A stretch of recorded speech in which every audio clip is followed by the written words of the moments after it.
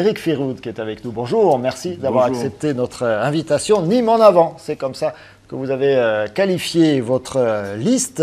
Déjà, Éric Firoud, première question, justement. On vous a quitté il y a quelques années avec l'étiquette Modem. Comment vous définiriez aujourd'hui où êtes-vous situé politiquement? Qui êtes-vous et où êtes-vous situé politiquement? Personnellement, je suis toujours quelqu'un du centre. Maintenant, dans le cadre des élections municipales, nous avons constitué une liste de différentes sensibilités politiques avec des colistiers qui sont de gauche, sensibilité de gauche, de droite, des centristes, des écologistes, la société civile. Nous avons créé cette liste et défendu un projet que nous allons vous présenter pendant cette campagne. Alors, il y a déjà une liste complète. Vous avez tout le monde, vous avez des gens de tous les bords politiques, c'est ça, qui vous ont réunis au-delà de leur volonté première, peut-être, de rejoindre telle ou telle autre liste estampillée, étiquetée? Alors, la liste est complète, hein, elle est toujours ouverte, parce qu'il y a toujours des personnalités qui peuvent venir, et on a des amis qui sont prêts à laisser leur place, c'est pas un souci, mais notre liste est complète. Depuis peu, mais elle est complète. Différentes sensibilités, oui. Mais sensibilité au sens de la politique, au sens noble du terme, la gestion de la cité. Ils ne sont pas attachés aux partis politiques. C'est pour ça qu'ils se sentent libres et qu'ils viennent dans une liste citoyenne.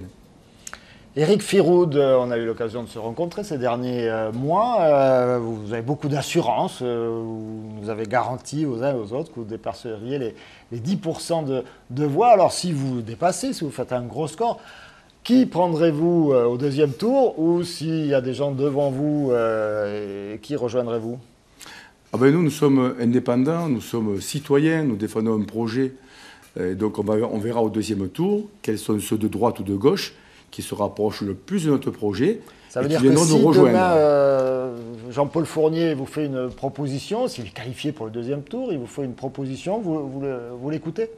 Mais nous, on écoute tout le monde. Nous, c'est un projet. Je vous dis encore une fois, nous ne sommes pas des partisans de telle ou telle idéologie politique. Nous, notre parti, c'est Nîmes. Donc, on écoutera Jean-Paul Fournier, comme on écoutera d'autres candidats. Ça ne pose aucun souci. Je vous le dis encore une fois, on va voir qui c'est qui va venir nous rejoindre dans notre projet. Parce que j'ai quand même en mémoire quelque chose. C'est qu'il y a quelques années, on a été témoin des dernières élections régionales, où on a la liste du Parti socialiste officielle, c'est Mme Mandrou, qui a fait 9,5 points, ce qui n'est pas extraordinaire.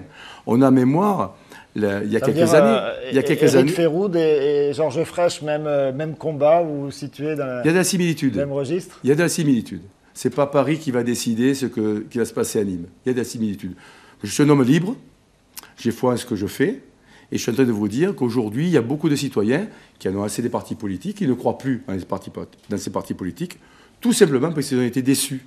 Déçus de leur gestion, mais de leur fonctionnement interne. Et là, on aborde le problème du cumul des mandats, où on voit que ces partis politiques ne sont faits qu'en réalité qu'on pourra porter des fonctions et des mandats. Nous sommes contre tout cumul des mandats, parce que notre ville mérite largement qu'on s'occupe d'elle et qu'on s'occupe uniquement d'elle. Alors, Éric Firoud, ce cumul des mandats devrait être réglé, hein, même si la loi ne prévoit de fin de cumul que pour 2017. Pas tout à fait. Pas tout à fait. Pas tout à fait. Ça sera réglé à partir de 2017, pendant 3 ans. Il y aura encore cumul, oui. Il y aura cumul complet, jusqu'à la fin du prochain exercice. Ce n'est pas du tout réglé. Il n'y a pas eu le courage de dire « j'abandonne aujourd'hui tel mandat ». Justement, sur le cumul possible, maire et président de communauté d'agglomération, là aussi, vous souhaitez 2 exécutifs différents? Nous, on souhaite avoir une équipe qui s'occupe d'une collectivité. Aujourd'hui, la collectivité nîmoise, elle est double, bien entendu. Il y a la ville proprement dite, mais aussi Nîmes Métropole, qui englobe plus de 27 collectivités. Donc, on ne préjuge de rien en ce qui concerne la tête de telle ou telle collectivité. Simplement, il faut avoir le respect des autres élus de la République et des autres collectivités. Et oui, il y aura séparation entre notre façon de voir les choses, entre le maire et le président de l'agglo. C'est une équipe. Concrètement, vous êtes élu maire de Nîmes, Éric Firoud, vous êtes tête de liste, vous prenez ce poste de maire, et c'est quelqu'un d'autre de votre liste Nîmes en avant qui est candidat pour la présidence de Nîmes Métropole. Bien entendu, candidat en respectant le choix des autres communes, ça ne posera aucun problème. Alors, venons-en à votre programme, un programme très riche, 55 points déjà développés. Il y en a encore 4 ou 5 qu'on va vous présenter par la campagne. Et 4 ou 5 en réserve, qu'on peut découvrir sur votre site internet. Alors, fiscalité, sécurité, emploi, vivre ensemble, citoyenneté, vous abordez beaucoup de domaines, on n'aura pas le temps de parler de tout. Déjà, sur la fiscalité, qui est une désormais préoccupation majeure des Français, vous proposez quoi de particulier pour les Limois? Alors d'abord, le problème de la sécurité à Nîmes est assez particulier. Nous n'avons aucune confiance dans les données qui nous sont données par la mairie, aucune. Ce manque de transparence inclut un manque de confiance. Donc nous avons procédé, quelque chose de très classique, à un audit financier, immédiatement. Deuxièmement, je suis bien placé pour le savoir, il y a un véritable problème de dette à Nîmes, d'emprunt toxique, et je pense que c'est une niche très importante de l'économie que nous serons amenés à prendre en considération dès l'élection. Et enfin, nous comptons faire un pacte de stabilité fiscale pour justement arrêter cette dangerosité qui correspond aux emprunts toxiques, savoir où on va et assurer les Nîmois d'une stabilité fiscale. Stabilité, ça veut dire que vous n'augmentez pas les taux pendant votre mandat, sachant que quand on n'augmente pas les taux, les bases elles-mêmes augmentant, il y a une augmentation de fait des impôts.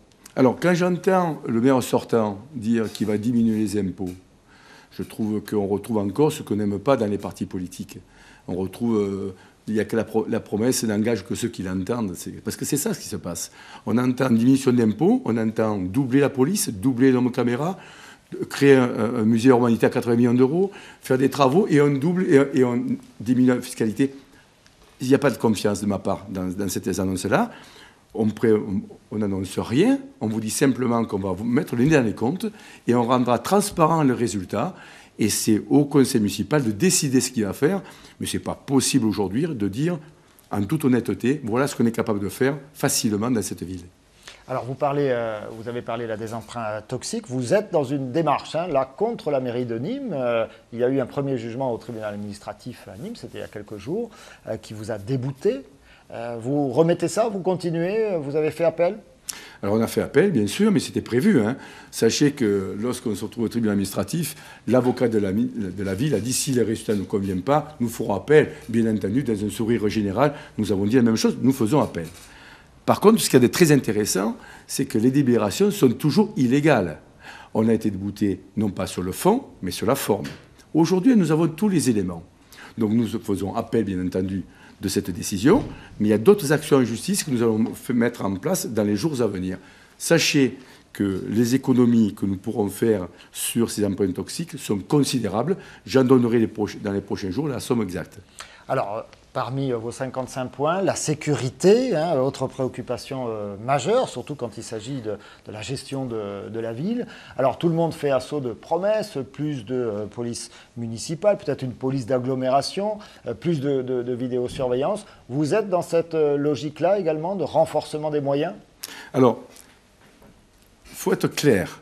Nîmes va mal en sécurité. Je ne comprends pas les satisfecit que se donne la municipalité en ce moment, de notoriété nationale, que ce soit au niveau des journaux que vous connaissez, l'Express et Le Point, nous sommes dans un classement catastrophique. Moi, je suis enseignant. Quand j'ai un élève à qui j'ai donné 0,6 sur 20, en lui disant, voilà les éléments que vous avez mis devant moi, à savoir doubler la police municipale, avoir plus de vidéos, et qui me dit, je reprends les mêmes éléments pour avoir une meilleure note, je dis, les bêtes, c'est pas possible. C'est pas ça la solution. La solution, c'est une approche différente des problèmes. S'il faut doubler la police, on doublera. S'il faut augmenter la vidéo, on augmentera. Sauf que la prise en considération de la sécurité à Nîmes doit être beaucoup plus large qu'aujourd'hui. Aujourd'hui, on dit toujours, c'est la faute d'un tel. C'est jamais ma faute. C'est la faute de la police nationale, police municipale, de la justice, des associations, mais jamais ma faute. Nous, on pense qu'il faut prendre en considération l'ensemble des acteurs de la ville de Nîmes. C'est pour ça que nous proposons de faire un Grenelle de la sécurité au lendemain des élections. Qu'est-ce que c'est qu'un Grenelle de la sécurité tel que nous l'imaginons à Nîmes? C'est mettre ensemble l'ensemble des acteurs de notre ville. Ça va des acteurs régaliens jusqu'aux associations. Ça s'appelle le comité local de sécurité, ça porte un nom comme ça? Oui, mais on va avec le préfet, avec les services. Tout à fait, mais on va aller beaucoup plus loin. On va mettre dans ce Grenelle de la sécurité des associations de prévention, des associations de quartier, des associations sportives. Nous allons mettre ensemble les parents d'élèves, les transports, ce qui n'y sont pas encore. Pourquoi? pour faire prendre conscience aux Nîmois que c'est un problème qui est un problème récurrent pour l'ensemble du territoire. Et, si vous voulez, l'intérêt de mettre en place un Grenelle à la sécurité va nous permettre de faire des choix communs et non plus de donner la responsabilité à d'autres, ce qui est fondamental.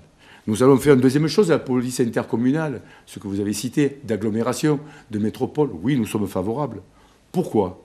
Tout simplement parce qu'il y aura plus de moyens.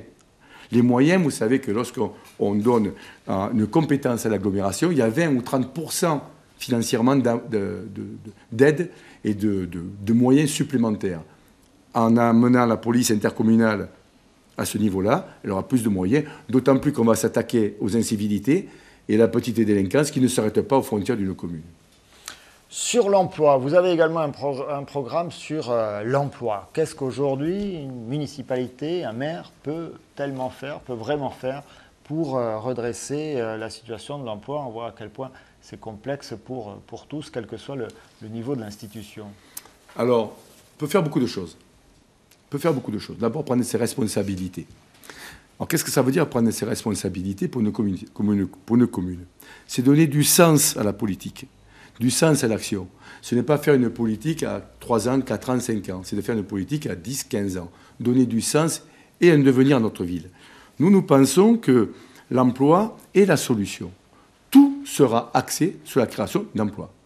Toute notre politique a pour vocation de créer l'emploi pour nos enfants. S'il y a de l'emploi, il y a une meilleure vie sociale. S'il y a de l'emploi, il y a moins d'insécurité, etc., etc. Donc on va axer cette recherche d'emploi. Mais on va la rechercher, cet emploi, avec une volonté farouche. Nous voulons être dans le sens du progrès. Nous voulons que les chemins de la croissance passent par notre ville. Nous ne sommes pas en concurrence avec Montpellier. Nous sommes complémentaires au niveau local. Et donc nous avons comme intention de créer Nîmes Emploi. C'est un guichet unique qui a pour vocation de rassembler les acteurs, APL, APE... La maison de l'emploi, place de l'Horloge, par là, non?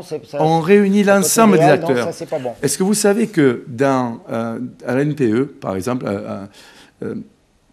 à Pôle emploi, 80% du temps des personnels sont consacrés à donner des moyens de remboursement et 20% à recherche d'emploi. C'est la problématique de Pôle emploi. C'est la problématique. C'est la vérité au niveau national. C'est notre problématique. C'est pas spécifique à Nîmes. Et pouvez-vous y faire quelque chose? Bien sûr, en créant la maison de l'emploi. Comme nous allons créer la maison de l'entreprise. Elle existe, cette maison de l'emploi? Non, elle n'existe pas. Elle n'existe pas. Elle existe dans la mesure où chacun prend sa part de responsabilité. Nous, on veut que l'ensemble soit coordonné. Et nous allons coordonner ensemble, mais nous allons en parallèle créer la maison d'entreprise dans le même démarche. C'est-à-dire qu'on va mettre les entreprises au cœur de la recherche d'emploi et les mettre en relation. Vous savez, cette idée n'est pas neuve. Je l'entends de la part du PE30 et du MEDEF, mais j'entends de la part de la CCI et je la repère dans beaucoup, beaucoup de villes. Éric Firoud, notre entretien touche à sa fin. C'est dommage. Et je sais bien, mais on aura l'occasion de vous revoir. Le football, vous en parlez du sport. Ah oui. Alors, Éric Firoud, bien sûr, c'est un nom qu'aucun Nîmois ne peut ignorer. Hein. Votre père, Kader Firoud, a longtemps dirigé, ça fait partie de la légende du Nîmes Olympique. Vous avez un programme particulier pour le football, pour le Nîmes Olympique? Bien sûr. Je suis un ancien joueur du Nîmes Olympique. Je suis né dedans. J'ai un programme pour Nîmes Olympique, mais j'ai un programme pour le sport de haut niveau, qui à Nîmes représente aussi le handball masculin et le handball féminin. La place de Nîmes Olympique, comme celle du handball de haut niveau, c'est la première division.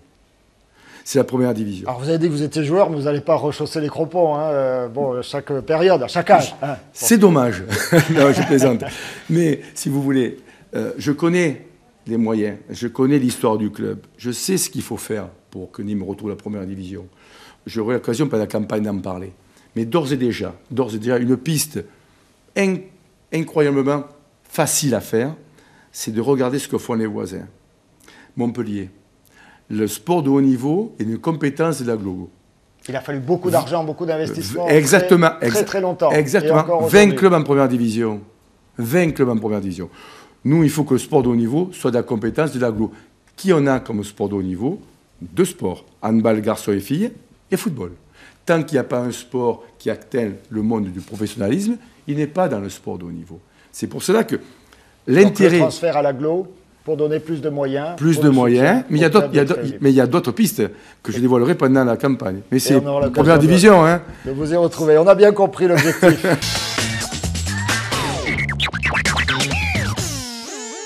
Jean-Paul Boré qui est avec nous aujourd'hui. Jean-Paul Boré, leader de la liste Tous pour Nîmes pour les élections municipales des 23 et 30 mars prochains. Tous pour Nîmes, vous l'avez compris, candidat à la mairie de Nîmes. Merci, bonjour. Merci d'être avec nous, Jean-Paul Boré. Déjà, en quelques mots, vous définir politiquement, vous êtes conseiller régional au sein du groupe Les Communistes à la région Languedoc-Roussillon. Vous êtes toujours membre du Parti communiste, vous ne l'êtes plus? J'ai été exclu, c'est fini. Vous connaissez l'histoire. En 2010, nous avons fait le choix, au nom de l'intérêt général, avec mes amis Jean-Claude Guessot, Josiane Colloré et Henri Garino, de continuer ce que nous avions engagé avec Georges Frêche en 2004. Et puis aujourd'hui, la page est tournée. Je continue au sein de la majorité régionale à mettre en œuvre une véritable politique de changement dans cette région qui, je le rappelle, avait permis de sortir du jeu le Front National qui s'était allié avec la droite à son époque. Alors, depuis plusieurs mois, ça fait de très très longs mois que vous avez, avec d'autres, monté cette association, Tous pour Nîmes et son agglomération, ce travail de fond, de recherche, de proposition, etc., dans tous les domaines. Vous l'avez mené à bien jusqu'à aujourd'hui, enfin jusqu'à il y a quelques semaines, où vous vous êtes déclaré carrément, franchement, donc pour l'élection municipale avec une liste. On voit quelques images, c'était il y a quelques jours à la TRIA, la présentation de votre liste et d'une partie de votre programme. Où en êtes-vous aujourd'hui en termes de positionnement? Est-ce qu'on peut vous positionner à gauche, quelque part, entre le Front de gauche, le Parti socialiste, ou est-ce que vous vous situez en dehors des partis, en dehors de toute tendance politique? On se situe à Nîmes. Oui, c'est une réponse, bien sûr. Donc, dans votre liste, vous avez des gens de toute couleur politique, c'est ça. Dire. Et pas seulement de couleur politique. Nous avons réussi le défi de construire d'abord un projet pendant 3 ans. Et nous avions dit, il faut absolument créer les conditions d'un rassemblement. On avait invité les partis à en discuter. J'avais un accord personnel avec Damien Alary lorsqu'il avait envisagé d'être candidat. Il devait venir à une initiative publique que nous avions organisée. Il y avait plus de 500 personnes en octobre 2012 à la TRIA. Pour des raisons que j'ignore, il n'a pas pu venir. Et ensuite, chacun sait qu'il a dû renoncer à être candidat. Et depuis, nous n'avons plus eu de rapport. Par contre, nous avons maintenu le fait que nous pensions nécessaire de nous retrouver tous avant le premier tour pour voir s'il était possible de travailler ensemble. D'ailleurs, je note que depuis que notre programme est publié, puisque nous avons avancé main ouverte, il est copié de toutes parts. Je n'en fais pas un fromage, comme on dit à Nîmes, ce n'est pas grave, mais c'est pour confirmer qu'il y avait vraiment possibilité. Or, la logique des partis aujourd'hui, et on le voit ces derniers jours, consiste à considérer qu'on ne fait pas l'alliance avec une association.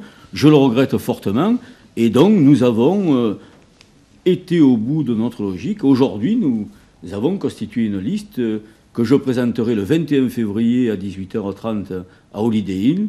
C'est vrai, le pari est tenu, c'est une véritable mosaïque. Alors, j'insiste, c'est mon rôle. Au deuxième tour, en imaginant que vous passiez le premier tour, vous faites plutôt alliance avec qui, si vous vous situez à Nîmes? Plutôt avec Jean-Paul Fournier, qui dit « ni moi » dans son slogan de campagne, plutôt avec vos amis traditionnels, notamment à la région de gauche, du Parti socialiste, voire du Front de gauche. Où vous situerez-vous entre les deux tours? Évidemment, nous sommes engagés dans une alternative. Quelle que soit votre position du reste, je ne présume pas sur le résultat. Mais ma réponse est très claire. Bien évidemment, nous sommes une alternative à Jean-Paul Fournier et surtout un rempart au Front National, dont il ne faut pas oublier où il trouve ses racines dans la crise de la politique. Et c'est aussi à ça que nous voulons répondre en allant dans les quartiers, on pourra développer tout à l'heure. Mais il est évident que pour moi, je souhaite qu'il n'y ait aucune exclusion, aucune exclusive au deuxième tour pour se rassembler. Pour l'instant, je note que certains ne veulent pas entendre parler de Tous pour Nîmes. Je le regrette, mais moi, mes mains sont totalement ouvertes, c'est clair, pour un rassemblement le plus large au deuxième tour, puisque malheureusement, nous ne sommes pas parvenus à le réaliser avant le premier tour.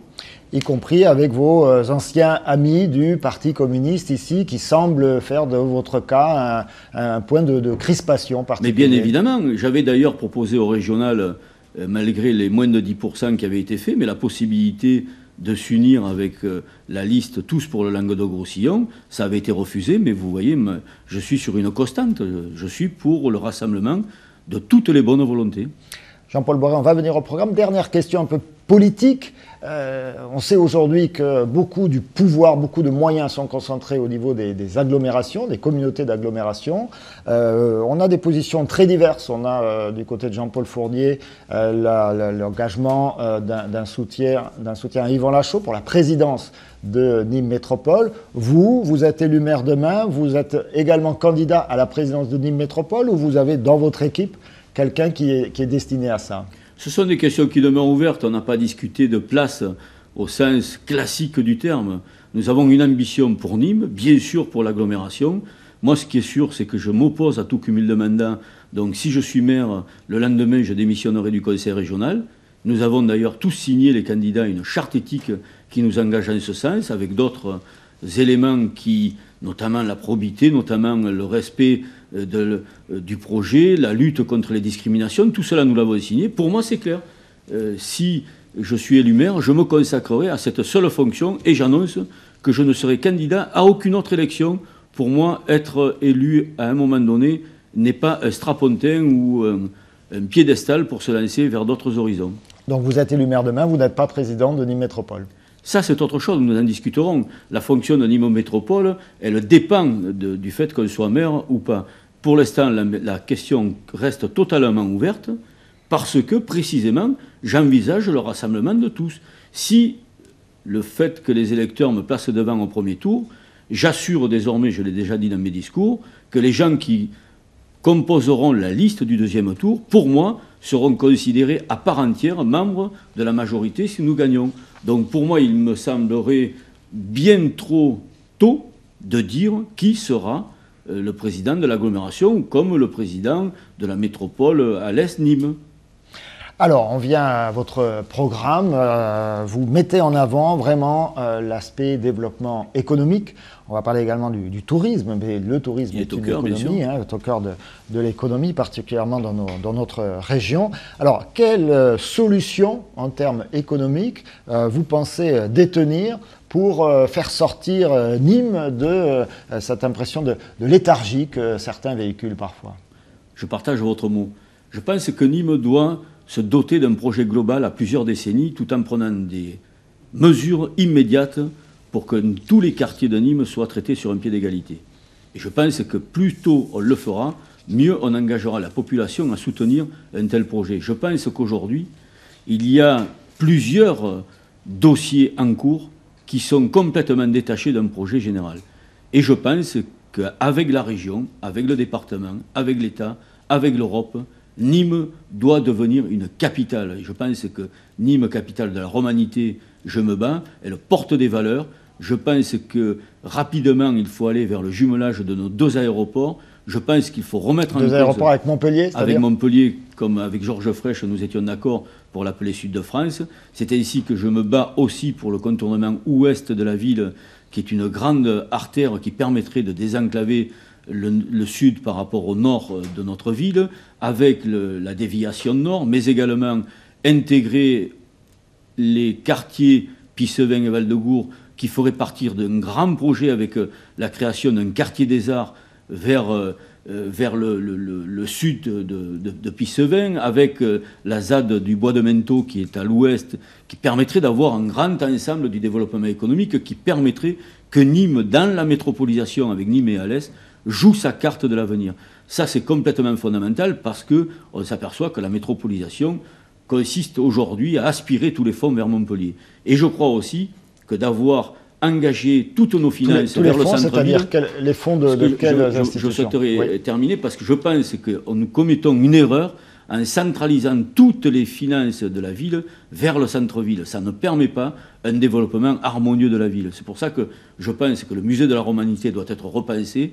Je préconise qu'on réfléchisse avec le monde des affaires pour qu'on aille vers la construction d'un centre international d'affaires avec ce qui pourrait être autre chose que le musée de la Romanité, parce que je crois que Nîmes a aujourd'hui la chance d'avoir un tel patrimoine qu'il faut le mettre en valeur. C'est pour ça que... Le musée de la Romanité, c'est une bonne idée ou pas?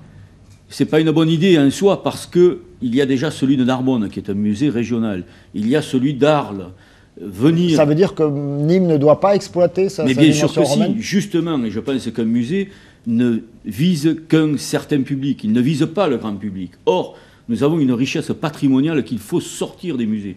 D'ailleurs, j'ai écouté avec beaucoup d'attention Jean-Paul Fournier, lors de la séance de l'Académie dimanche, reprendre cette idée qu'on a besoin de mettre en valeur tout le patrimoine que nous avons sur Nîmes, y compris celui qui est à l'extérieur. Tant mieux si on se retrouve sur ces éléments-là. Je pense au rempart romain, je pense à la mosaïque qu'on avait trouvée sur le boulevard Jean Jaurès, que jamais on aurait dû enfermer dans un musée, mais plutôt en faire un espace ludique, un espace où les touristes pourraient venir. Il y a d'autres villes comme Vérone et autres, et qui savent le faire. Ce que je préconise, c'est qu'on sache copier sur les grandes villes du monde qui permettent que tout leur quartier soit enfin attractif. Alors, Jean-Paul Boré a beaucoup d'idées dans le domaine économique. Ben oui, on travaille depuis 3 ans, alors c'est pour ça qu'on en a beaucoup. Donc il y a le programme, vous aurez l'occasion de le consulter les uns et les autres. Un autre aspect de votre engagement, c'est celui de la gouvernance, d'un nouveau rapport avec les habitants, un nouveau rapport avec les quartiers. Oui, et ça commence maintenant, puisque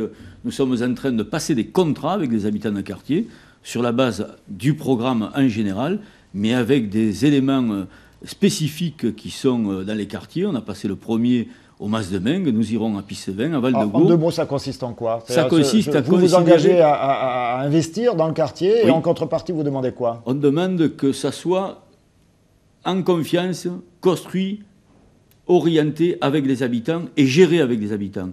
La première décision qui sera prise, ça sera de redonner au mouvement associatif la gestion de tous les centres sociaux. Et nous en construirons un à Pissevin où il n'existe pas. Ça, c'est la première des choses. Mais lorsque on parle de confiance, ça se construit avec les habitants. On ne fait pas des promesses en disant « votez pour nous, nous ferons le reste ».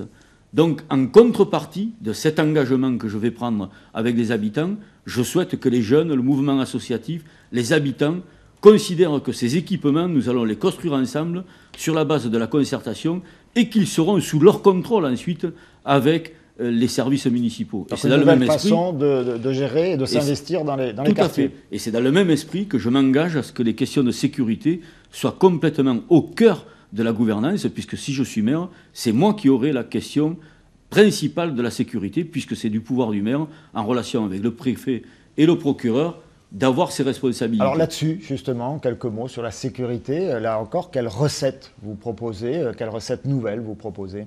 Nous allons mettre en place un office de la tranquillité, comme cela se fait à Toulouse. J'y suis allé plusieurs fois, rencontrer mon ami Jean-Pierre Avrain, qui m'a fait le plaisir de venir à Nîmes pour en discuter.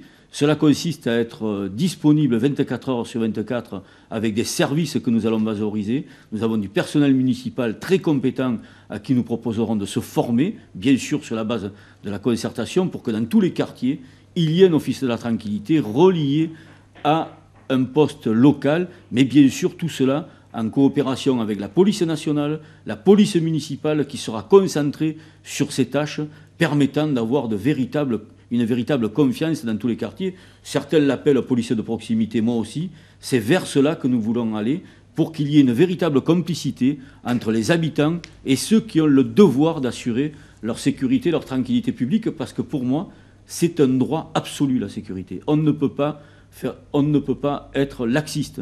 C'est d'ailleurs une des raisons pour laquelle je pense qu'il faut à la fois la prévention, à la fois la répression et prendre ses responsabilités.